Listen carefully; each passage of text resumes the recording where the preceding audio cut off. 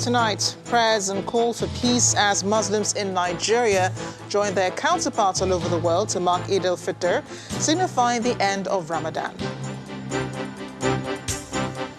The president promises deployment of available resources to deal with bandits and ensure coming farming season is not disrupted. EFCC parades 3 persons, including an inspector of police, for alleged impersonation, urges Nigerians to demand identification from operatives during arrests. And it's a rain of rockets between Israel military and Palestinian militants as street violence between Jews and Israeli Arabs rages. Plus, business, sports, news from Abuja, and later international news from our London studio. On business news tonight, Central Bank of Nigeria expects further economic boost in first quarter after positive January report. On sports news tonight, UEFA announces the Champions League final between Manchester City and Chelsea has been moved from Istanbul to Porto. And from the nation's capital, police give assurance that the customized deployment of personnel to the nation's highways and other major facilities will be a continuous exercise.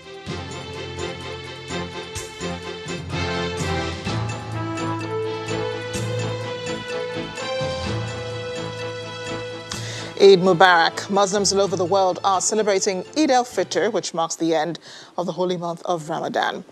It's one of the 2 major holidays celebrated by Muslims around the world, and it is also an occasion that calls for special prayers, family visits, gift giving, and charity. In Nigeria, the Muslim faithful have also joined in the festivity with prayers, especially centered on the need for all to embrace peace for the country to overcome current insecurity across the nation. The federal government had declared Wednesday and Thursday as public holidays to mark the event, while encouraging everyone to celebrate responsibly by observing all COVID-19 prevention measures.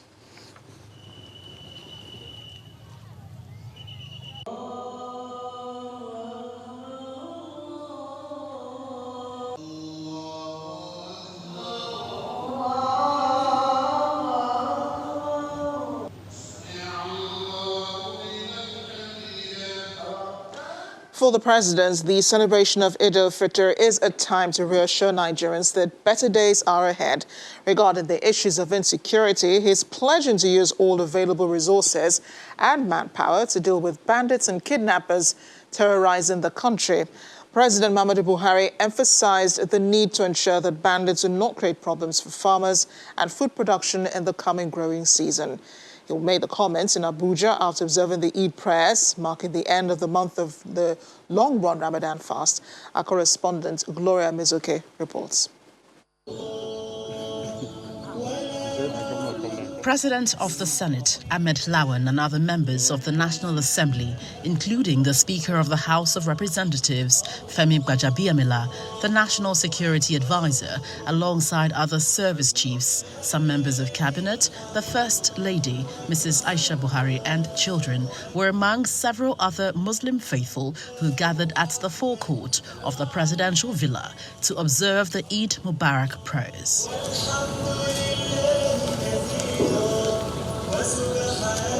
The President, Muhammadu Buhari, arrives just before 9 a.m.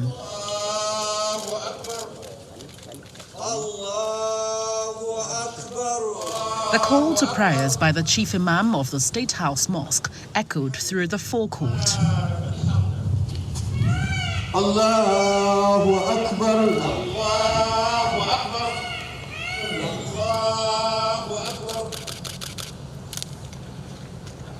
Allahu Akbar, Allahu Akbar. Speaking in Arabic, the Chief Imam gave a message of hope. He says the nation's insecurity challenge is a test from God and would be surmounted. After observing the Eid prayers, President Muhammadu Buhari said his administration will address the menace of bandits and kidnappers, particularly to ensure food security in the country. The law enforcement agencies are working hard to regain confidence against the bandits so that people can go back to the land. This is very important. This is what the law enforcement agents are very busy about now. The rainy season is coming, so we want people to go back to the land so that we can get enough food for the country and even export. The president also explains ongoing efforts to reinforce the military to tackle the security crisis. The elites must make the attempt to understand the military. If we order, say, weapons and armored vehicles, it takes time for the manufacturers. It takes time when it is brought here eventually, shipped here, taken to our training institutions, training the trainers, and then sending them to. Our biggest surprise and disappointment is what is happening in the Northwest, and we are dealing with it. Meanwhile, the leadership of the National Assembly resonates the need to eschew ethnicity while attributing Nigeria's security challenge to a diminished local government system. For me, I think the time has come for us to take up the challenge, the gauntlet, to ensure that the local government system functions. This is in keeping with looking for ways, for means, for solutions to the security challenges that we face. The calls for cessation, the calls for restructuring, many are genuine calls, even though I never believe that someone who is calling for cessation means well or is a misguided person. Those of us who are elected must not be at the forefront of calling for this kind of thing, because even if you are a governor, you are supposed to be working hard in your state to ensure that this restructuring you are calling at the federal level, you have done it in your state as well. This is not a time for name calling or blame or blaming one person or the other. If truth be told, we all have equal shares in the blame in whatever challenges we have. We all must come together.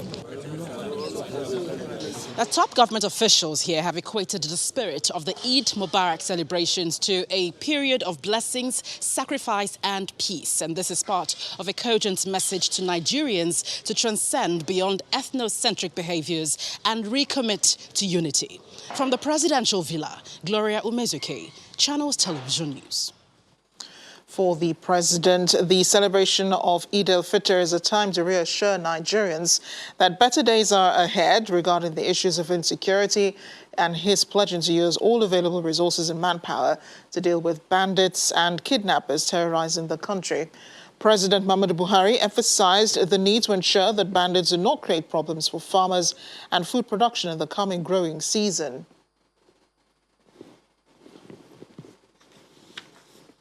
And in other parts of the north, Muslim faithful gathered at different prayer grounds, as the president did with the senior government officials earlier, where they prayed for an end to the security challenges in the country.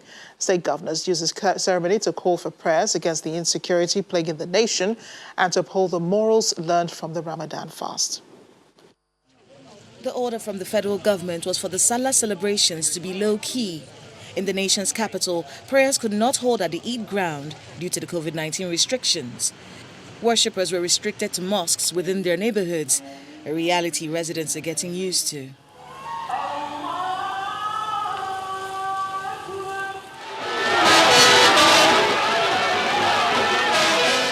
At the seat of the Caliphate in Sokoto State, it is a totally different story as multitudes come out to observe prayers in the company of the Sultan of Sokoto.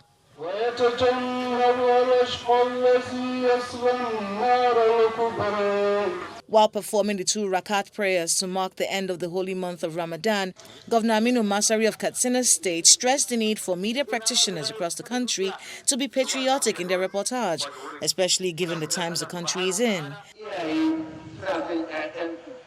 In Yobe, the Salah festivities across the state were hitch-free compared to previous years, where people stayed indoors for the fear of Boko Haram attacks. We must all have interest in our peaceful coexistence. Whatever it takes for us to live in peace, we must all pursue it. We must all come together to solve our challenges. In the company of the Lamido, Adamawa and some members of the state executive, Governor Fintiri appeals to politicians and leaders to lay aside their differences and give priority to the nation's security challenges. In Kano State, residents turned out for the prayers at the state's central Eid prayer ground.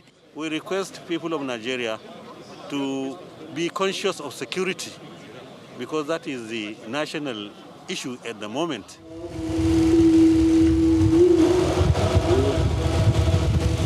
In Kogi State, the calls for peace continue as Governor Yahaya Bello wants Nigerians to unite irrespective of religion and shun issues that could plunge the country into war.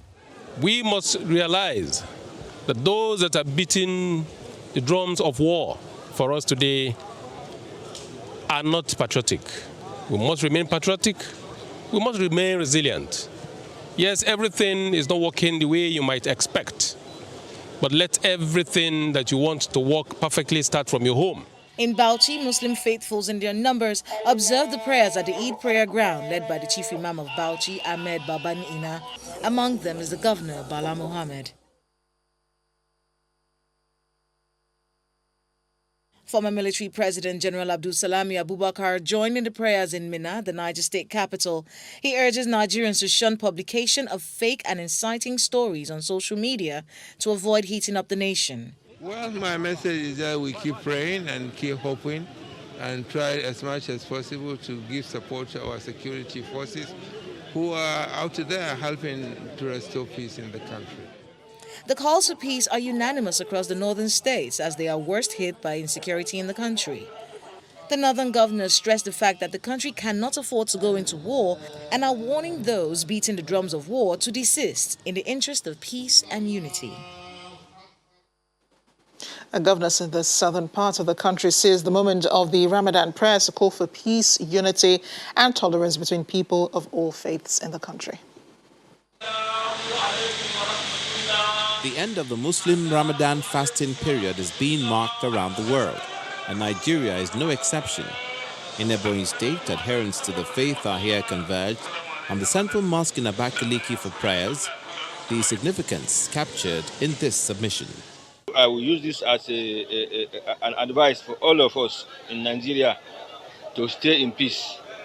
Love your neighbor as you love yourself. Let us stay in peace. Without peace, there will be no development. Without peace, there will be no stability. Gaily attired Muslim faithful in Anambra State also attend the prayer. According to the leader of the Hausa community in Oka, peace is a paramount request in their prayers for the country. We pray for the nation, we pray for Anambra State, and we pray for the governor of Anambra State. And the prayer will continue, inshallah, until we see the end of the insecurity in Nigeria. In Lagos State, Muslim faithful converge on the Dodon Barracks prayer ground for the Eid prayer.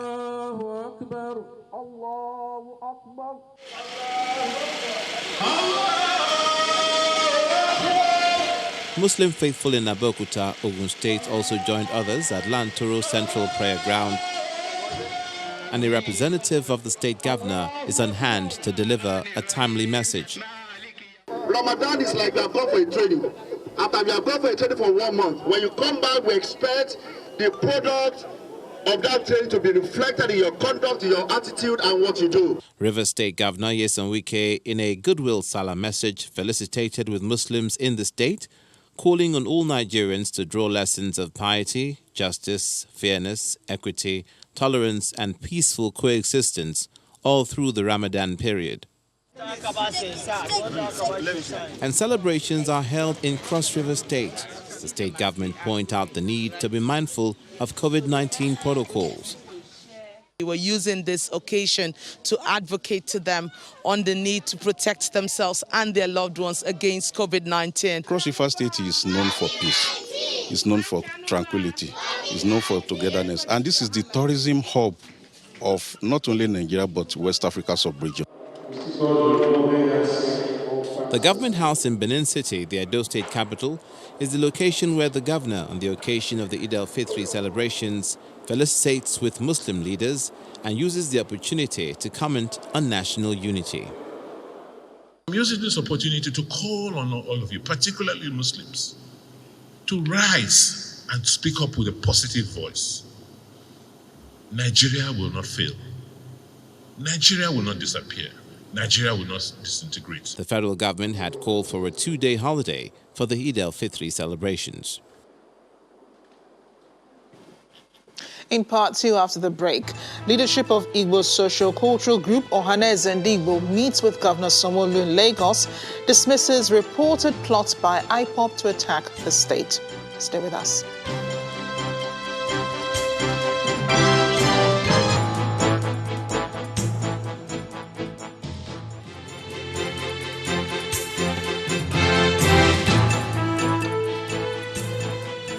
Welcome back. If you just joined us, you're watching the news at 10 live on Channels Television Lagos. A reminder of our top stories. Prayers and calls for peace as Muslims in Nigeria join their counterparts all over the world to mark Eid-el-Fitr, signifying the end of Ramadan.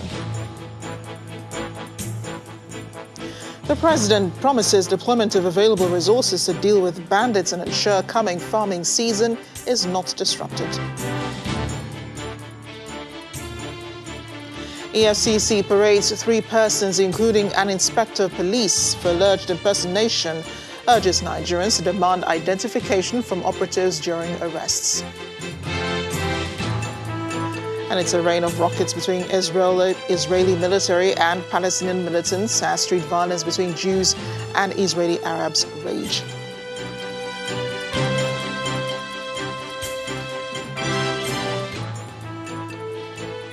Leaders of the Igbo ethnic socio-cultural group Ohaneze Ndigbo has asked Lagos State Governor Babajide Sanwo-Olu to ignore the rumor that members of the indigenous people of Biafra are plotting to attack Lagos, noting that it is a ploy to distract the governor and his administration from providing good governance for all residents of the state. The President General of Ohaneze Ndigbo Worldwide, Professor George Obiozo, says the dangerous rumor is aimed at causing division, crisis, and conflict. Professor Obiozo made the statement today when he visited the governor at State House, where he noted that violence in any part of Lagos State is violence on all of us, and that Ndigbo cannot indulge in any act that will harm the harmonious peace and cordial relations between Igbo and Yoruba people, especially in Lagos, where he described as second home to several Ndigbo. A statement released after the meeting says Mr. Obiozo said the constant and periodic dangerous insinuations, rumor, gossips, and callous statements that Ndigbo in Lagos or any part of Yoruba land contemplate or instigate violence in Lagos or any part of Yoruba land, we wish to state clearly that anywhere this dangerous rumor or statement is emanating from is aimed to cause division, crisis, and conflict among us. Professor Obiozo adds that the Igbo nation is renowned for being agents of development, not destruction. Ndigbo are builders, and their contributions to the development of Lagos State are evident and exemplary. The governor, on his part, assured Ohaneze Ndigbo leadership of continuous good governance, security of lives and property of all residents in Lagos State, noting that he had no doubt that Ndigbo are great people, and his government would continue to foster harmonious relations with all different tribes and ethnic nationalities in the state.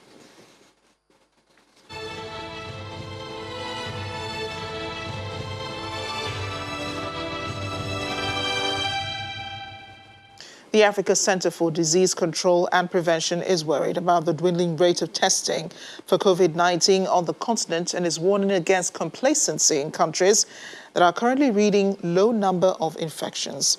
The Director General of the African CDC, Dr. John Nkengasong, explains that the continent has in the last 1 month seen a rise in positivity and death rates from the virus.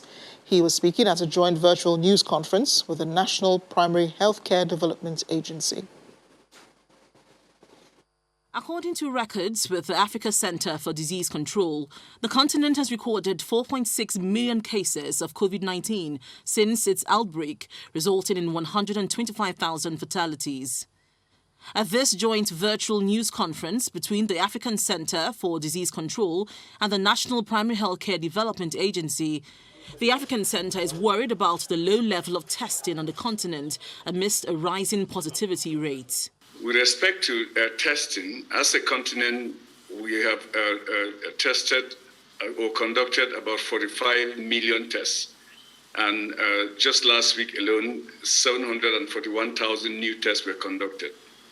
Unfortunately, this represents a decrease of 21%. I say unfortunately because we really have to increase our testing all the time to catch up with the pandemic. Because the overall positivity rate is still very high, about 10.3%. do not be complacent. Do not take those decreasing numbers. It should not deceive us that the numbers are decreasing and then we kind of relax. A total of 28 million doses of AstraZeneca vaccine has been acquired and distributed in Africa. 22.4 million of these have been administered, but only 0.4% of the targeted population have been fully vaccinated in the continent. The executive director of the National Primary Healthcare Development Agency explains Nigeria's strategy to fully inoculate 2 million people, including those in security-compromised areas. Due to the current increasing uncertainty in global vaccine supply, which is facing our continent and most of the world, Nigeria's Presidential Steering Committee made a strategic choice to utilize our current COVID-19 vaccine supply to administer double doses rather than single doses. This will ensure that every Nigerian who receives a vaccine from our present supply receives their second dose before the recommended time span between doses passes, which is between 6 to 12 weeks. In the same vein, we have also mapped out strategies to make sure that the military supports the vaccination of people in security-compromised areas. Nigeria rolled out COVID-19 vaccines in March this year after receiving about 4 million doses of the AstraZeneca vaccine. 1.74 million doses of this vaccine has since been administered.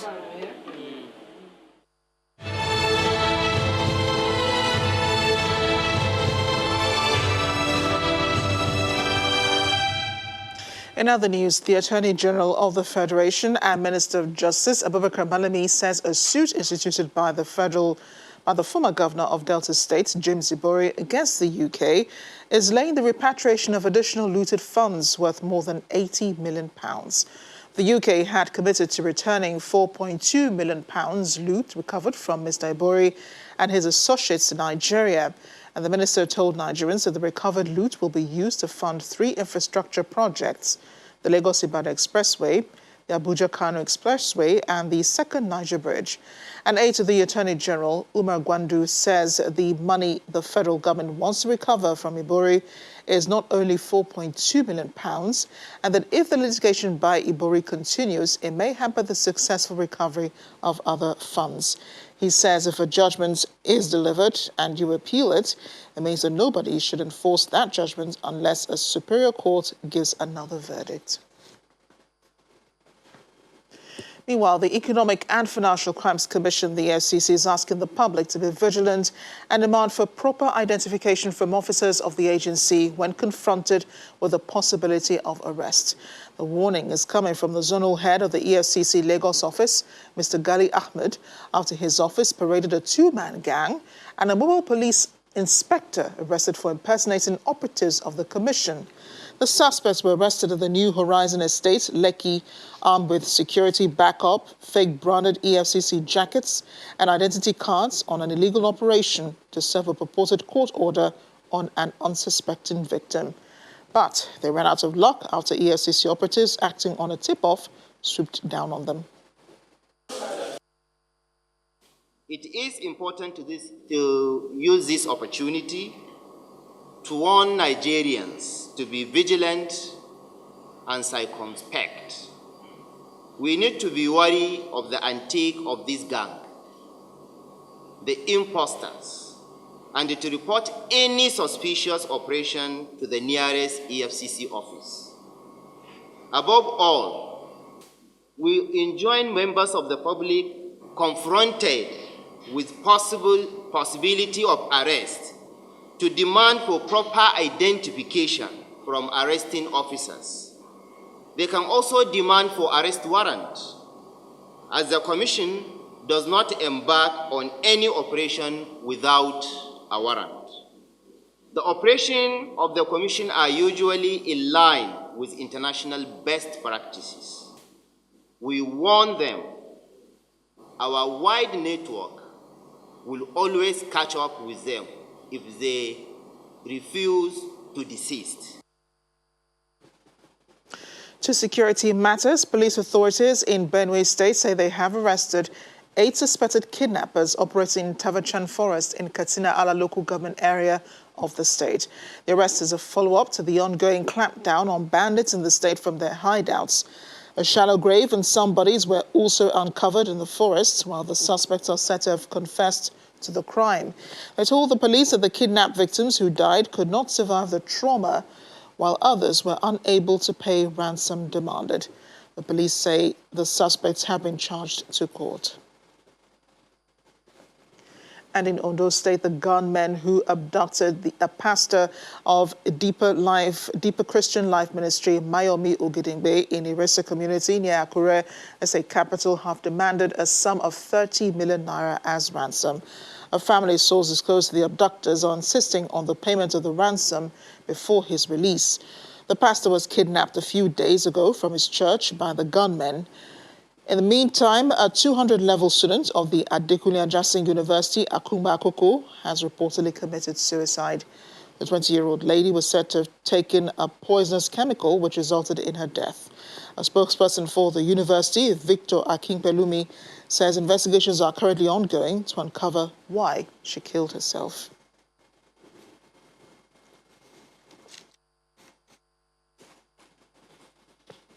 When the news at 10 returns, 2 policemen injured as hoodlums attacked police divisional headquarters in Abia State. Plus, Central Bank of Nigeria expects further economic boost in the first quarter of 2021 after positive January macroeconomic report. We'll have more in business news. Join us again.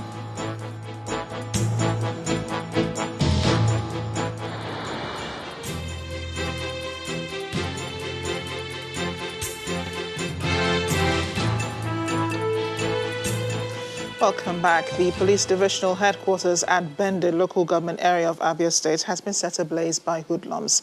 2 policemen were injured and currently are receiving medical attention. Meanwhile, the State Commissioner of Information, John Okiyi, says Abia remains one of the safest states and beckons on those behind the attacks to stop. Terry Kube joins us now. He's in Abuja with more on the news at 10. Hi, Terry. Hello, Ijoma. I beg your pardon. Hello, Amarachi. As part of efforts to ensure adequate and effective security throughout the country, the Nigeria Police Force is assuring residents that the customized deployment of policemen to the nation's highways, railways, recreational facilities, and places of worship will be a continuous exercise. The Force Public Relations Officer, Mr. Frank Mba, says with the clear instruction of the Inspector General of Police, officers and men of the force are paying serious attention to places prone to security breaches.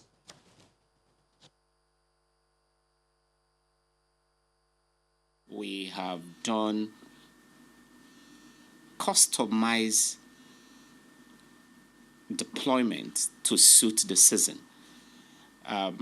We are paying very special attention to the highways. We are paying very special attention to the railways and the rail stations. We are paying very special attention to our airports. We are also paying very special attention to the mosque. We are paying very special attention to the recreational facilities as well as shopping areas within the town. So far, so good. There have not been any major security breach reported. Our approach and our desire is that citizens should comply voluntarily with the newly reintroduced COVID protocols.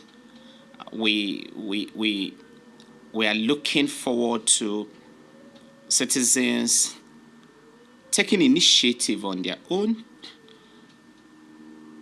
obeying those protocols, maintaining those distances, maintaining the numbers that are allowed to partake in social gatherings. A former Chief of Defense Staff, Lieutenant General Joshua Dogonyaru, has died at the age of 80. His son says he passed on today after he was rushed to the Jos Teaching Hospital. He described his father as a general who was so faithful and loyal to the nation Nigeria. The former ECOMOG field commander was commissioned as a second lieutenant in the Nigerian Army Armored Corps in 1967 and retired in 1993. Meanwhile, President Muhammadu Buhari has described the death of the former Chief of Defense Staff as a great loss, not only to the Nigerian military, but also to the country because of his patriotic sacrifices in defense of its unity and territorial integrity.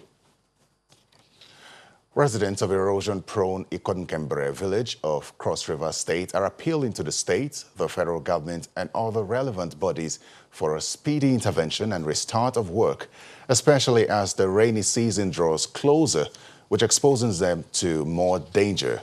They made the appeal at the Ikonkembere Gully site in Calabar, the Cross River State capital. This was what Ikonkembere erosion site, one of the gully sites in Cross River State, once looked like. A very sorry state, to say the least, for members of the community. However, in 2017, they got intervention from the Nigeria Erosion and Watershed Management Project NewMap, following the devastating effect on the lives and livelihoods of residents. According to members of the community, work commenced in earnest until a twist of event, which resulted in an indefinite suspension of the project by the contractors over alleged attacks by hoodlums. The affected community are now exposed to more frightening erosion situation, which could possibly lead to a total collapse of the area. The recent one that caused the job to be halted now is the one that is on ground, that the company was attacked, and their drivers beaten, macheted, wounded, and they were taken to the hospital. And their trucks were seized. The contractors claim their safety can no longer be guaranteed as some staff members have suffered physical assault and their equipment stolen, which prompted them to suspend work indefinitely. In the course of trying to express themselves, they went straight to where we are hauling our materials, laterite, because it's an erosion project, requires hauling of materials.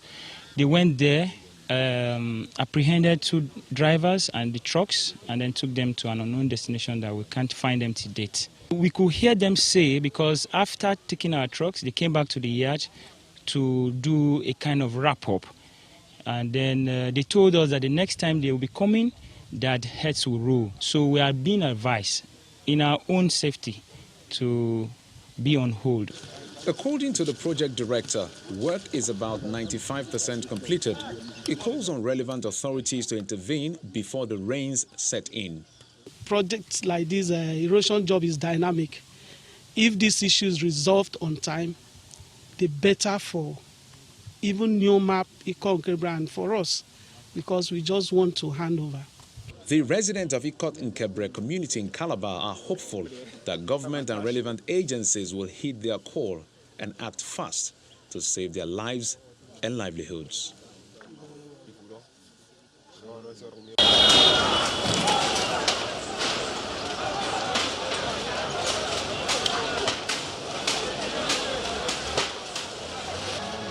Now, despite the Salah celebration across the country, occupants of shanties on the Igomo Bridge, White Sand area of Lagos, were displaced today after officials of the Lagos State Task Force stormed the area.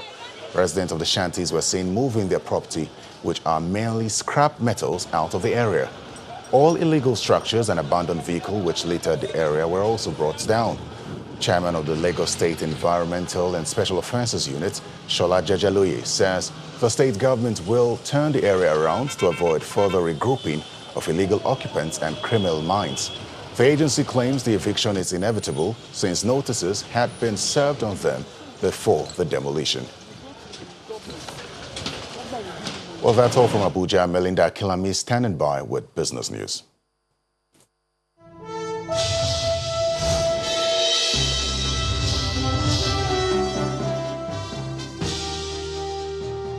Many thanks, Terry. Welcome to Business News. Nigeria's economy is expected to follow the path of crude oil prices after performances of the domestic economy remain moderate following recovery in the fourth quarter of 2020. According to the CBN's January 2021 economic report, growth is expected to receive further boost this year following the exit from recession in the fourth quarter. It adds that with good use of the 2.3 trillion naira economic stimulus package, the timely passage and implementation of the 2021 budget, as well as an anticipated stability in crude oil prices, recovery will remain positive. The growth performance of the economy will be captured in the first quarter of 2021's GDP economic report expected on May the 24th. The Transmission Company of Nigeria, TCN, says it has restored electricity to all the 330 kV transmission stations across the entire grid after witnessing a total collapse on Wednesday. A statement by the TCN states that the recovery was done at about 5:54 p.m. yesterday, but witnessed another fault on the Birin-Kebbi line, which has been restored. It adds that the 132 kV substations, which distribution companies take electricity from, is fully energized for delivery to consumers nationwide. Analysts expect Nigeria's forex turnover to sustain Tuesday momentum as after jumping by 201.5% before closing for the Eid holiday to $98.33 million. This comes as the latest World Bank report showed that Nigeria's remittance inflow dipped by 28% in 2020, signifying that the report will have less impact when trading resumes on Friday. Analysts say they expect forex turnover to be sustained amid the indefinite extension of the dollar settlement incentive earlier announced by the Apex Bank and the participation of international money transfer operators. Nigeria has over $21 billion annual inflows from the diaspora, making it the largest recipient of settlements in Africa. Nigeria's financial market is still closed for the Eid-el-Fitr holiday, but let's review some activities at the currencies market. The naira fell by 0.1% to 411 naira 25 kobo. That's against the dollar at the importers and exporters window on May the 11th. The amount represents a 58 kobo drop from 410 naira 67 kobo, which it exchanged against the dollar on May the 10th. However, the local currency remained flat at the parallel market, where it traded at 483 against the dollar on Tuesday. The president of the Association of Bureau de Change Operators, Mr. Aminu Gwadabe, says he expects the naira to gain some ground on Friday as traders resume from the Eid holiday in anticipation of continued forex supply from the central bank. A global coalition of public development banks has committed to deepening cooperation to boost investment opportunities across Africa to improve the continent's recovery post-COVID-19. A statement by the African Development Bank says heads of banks want to adopt new financial solutions to unlock the potentials of African financial institutions to promote sustainable development investment. It adds that attention will be given to the unbanked, expanding access to finance, savings and insurance products, as well as services to ensure financial inclusion across the continent. That's Business News. The news at 10 continues with Amarachi. Thanks, Melinda. And still ahead on the news at 10, it's a rain of rockets between Israeli military and Palestinian militants as street violence between Jews and Israeli Arabs rages. Plus other international news from our London studio. Stay with us.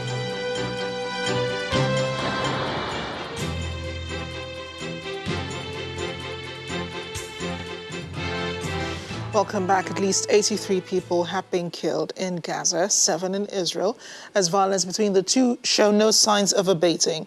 The Israeli military is stoking tensions, deploying troops and reservists towards its border with Gaza. And those on the ground say this is now the worst violence since 2014, fueled initially by weeks of Israeli-Palestinian tension in East Jerusalem, which led to clashes at a holy site revered by both Muslims and Jews. Simon Pusey has more in Around the World in 5. Good evening and welcome to the Channel Studios here in London with your international news around the world in 5. Israel has moved troops towards the Gaza border to prepare for what it describes as all eventualities and an escalation. At least 83 people, including 17 children, have been killed in clashes in Gaza between Israeli forces and Palestinian groups. More than 480 others have been wounded, many from falling debris after aerial bombardments. Israeli defense forces said around 1,500 rockets had been fired from Gaza into Israeli cities since hostilities escalated at the start of this week. Israeli Prime Minister Benjamin Netanyahu said the violence in Israeli cities was unacceptable and ordered the police to adopt emergency powers. After decades of oppression against Palestinians. Earlier, the Pakistani activist Malala Yousafzai expressed solidarity with Palestinians and joined nations across the world in calling for peace. The operator of the biggest fuel pipeline in the US has announced it will resume operations after a 5-day closure due to a ransomware cyber attack. The 5,500-mile pipeline usually carries 2.5 million barrels a day on the East Coast. The closure saw supplies tighten across the US, with prices rising and a number of states declaring an emergency. The pipeline said that it would take several days for the delivery supply chain to return to normal. Long lines formed outside gas stations across parts of the US as there were fears of gasoline shortages. Australia is in active talks with COVID vaccine maker Moderna to establish a domestic manufacturing facility for shots. The announcement comes a day after the country secured 25 million doses of the Moderna jab, as the government seeks to boost supplies to support its delayed vaccination drive. The country has so far administered 2.8 million shots of COVID vaccinations. That is well short of the 50 million jabs needed to fully vaccinate the population. A former ambassador has been named as the first woman to lead Italy's secret services. Prime Minister Mario Draghi announced his choice of Elisabetta Belloni as head of the Department of Information Security. The department oversees the country's foreign and domestic intelligence services and reports directly to the Italian government. Described as a woman of courage, Ms. Belloni led the Italian Foreign Ministry's crisis unit from 2004 to 2008. Tesla has suspended vehicle purchases using Bitcoin, citing concerns over the cryptocurrency's effect on the climate. The company's CEO, Elon Musk, announced on Twitter that we are concerned about rapidly increasing use of fossil fuels for Bitcoin mining and transactions, especially coal, which has the worst emissions of any fuel. Bitcoin fell by more than 10% after the tweet, while Tesla shares also dipped. The Africa Union mission in Somalia, AMISOM, is expected to remain in the country up until December the 31st, until the security situation is stabilised and elections are held. The decision on the extension of the mandate of AMISOM troops was confirmed in a meeting that was held by the 15-member Committee on Peace and Security. The decision is a relief for Somalia, which has been relying on AMISOM troops to support its security operations since 2007. And finally, to a spa that has given the phrase a relaxing drink a very literal meaning. The Good Beer Spa in Brussels allows people to relax by drinking a beer and sit in a jacuzzi that contains hop, yeast and malt combined with beer. The owner prepares the mixture and then pours it into the jacuzzi, where clients will sit for 45 minutes. The spa says that the yeast and malt will have a rejuvenating effect on the skin. And that's your international news around the world in 5. Now back to the Channel studios in Lagos. Sports news is next. Here's Ayotunde Balogun.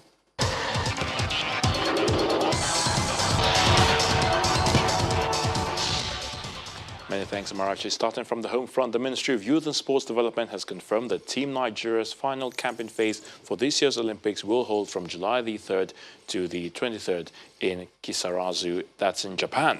Now, the ministry says that the first phase of camping will commence on May the 15th in Abuja, Lagos, Yenagoa and Port Harcourt. The ministry added that Nigeria will present 80 athletes and 10 sporting events at the Olympics. UEFA has announced that the Champions League final between Manchester City and Chelsea has been moved from Istanbul to Porto. The match on May the 29th has been switched to the Estadio do Dragão to allow English spectators attend after the UK government placed Turkey on the COVID-19 travel red list last week. European football governing body confirmed 6,000 Man City and Chelsea fans will be allowed to attend the game. In the English Premier League, Roberto Firmino, the Brazilian, scored twice as Liverpool boosted their top four hopes with a vital 4-2 victory in a rearranged clash at Manchester United that was once again overshadowed by pre-match supporter protests. Everton's hopes of finishing in the European places suffered a big blow as they played out a goalless draw at Aston Villa. Sports News is back to Marachi for the wrap.